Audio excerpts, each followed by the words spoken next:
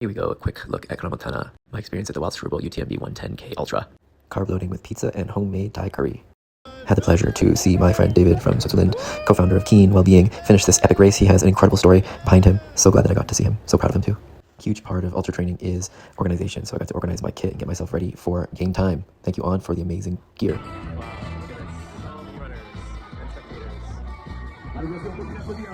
Everyone's just chilling, waiting. We've got about half an hour left. Start the Got to experience this opening ceremony's Swiss tradition of marching with bells. Very fun, odd, loud. These guys are much happier than they probably should be because of how loud the bells are swinging. It definitely woke us up for the 10 p.m. start on a Friday night. It's crazy to see the start line with all these runners. And I think about it, they're all so similar to me. They are akin to me. We've probably done very similar amounts of training. We've thought about this for months on end. And to be here all together as one, running this crazy mountain race, is actually quite unifying. It feels really cool to belong. All right, so I just got into the second aid station at the bottom of the first climb, and I'm feeling pretty good. I had a little bit of a stomach bug, weird thing in the beginning, and then it started to calm down, but then when I got down the hill, I could start to feel it again. So I started off really strong and had to slow down, and now I'm gonna just coast at an easier pace. The group that I was with was really pushing it, so right now I'm enjoying the slowing down fact. So it's a really cool setup. All the people are just waiting for their people, and good mood so far. Good mood so far. Here I am trying to give you a visual of what I'm looking at, but of course headlamp and camera don't work well together. Basically showing you this rock face that I'm climbing, and right at this last little piece is the flat down into the city where you can see how small and tiny the little town city is. Second crazy climb.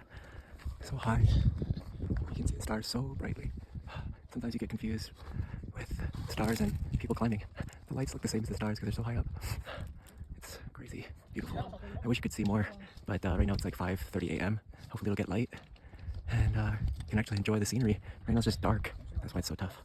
All right, checking in at the next pit stop. Now that I look back at this, it's so dangerous. We're going down pitch black with headlamps, down shards of rock that if one misstep you were going to slide down just like a snowboarding hill, but not snow, sharp ass rocks.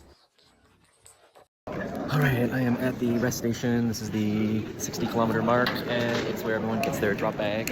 I got my drop bag down there where you can put like a new shirt, more food. People just usually collect themselves because right now we are about the 60K mark, and we've done 3 mountains and we've got 2 more to go. So that mentally feels a lot better, but the last mountain is the freaking craziest one. That's called the UTMB Wildstrubel, and that's what it's known for. So it goes way to like 2,600 meters above, and it's just one of those like probably gonna kill everyone, but that's what we signed up for. So right now we've got the leaders that are just about to start their summit, which is insane.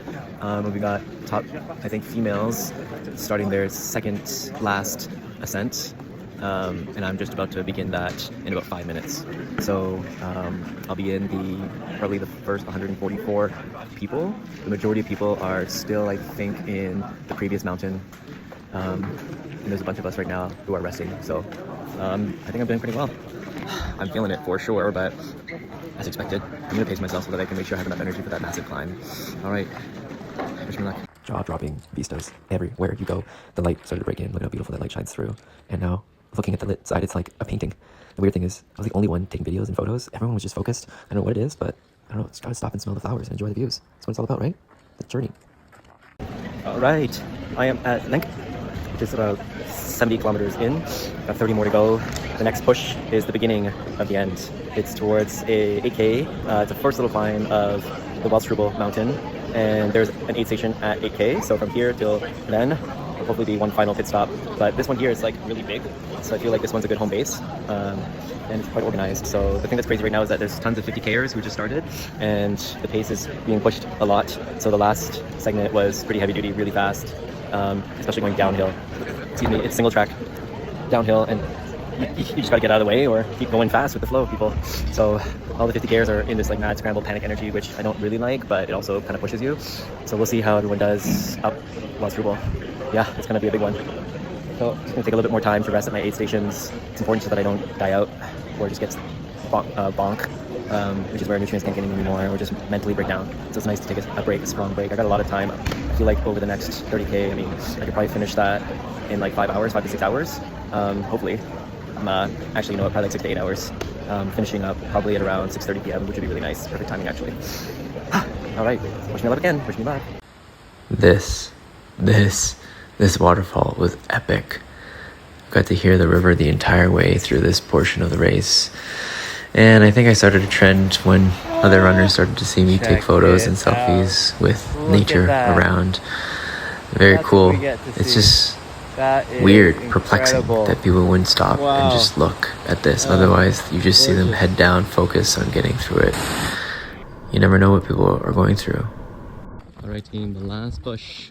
So basically, we are starting down here, and then we're making our way up. And you can see in the tree line that there's people right there.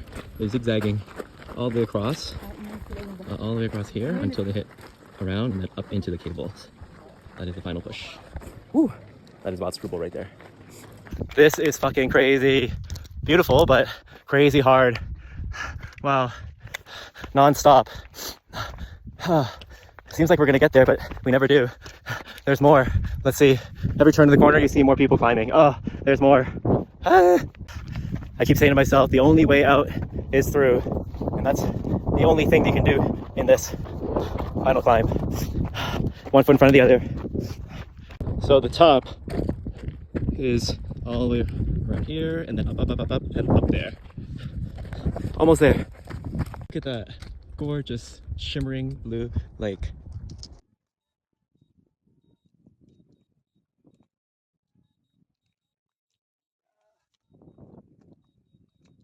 Made it to the top. Holy fuck, that was crazy. This is like 2,600 meters above. Wow, that was probably one of the most challenging things I've done. Just non-stop, climbing. This is such a huge achievement, and like you can see the glaciers in the background, and everyone just like mad scrambling to get up and also get their stuff and then get ready to go down. Almost there, guys, almost there. What goes up must come down. Here you're getting a slideshow of some photos that I was able to take before going on the up, because on the down, you just really did not want to film anything. Special shout out to those who really know the sport and understand how hard this stuff is. Those who don't, well, thank you for watching this video. Hopefully it gives you a bit of insight into what it's like to run a crazy ultra race.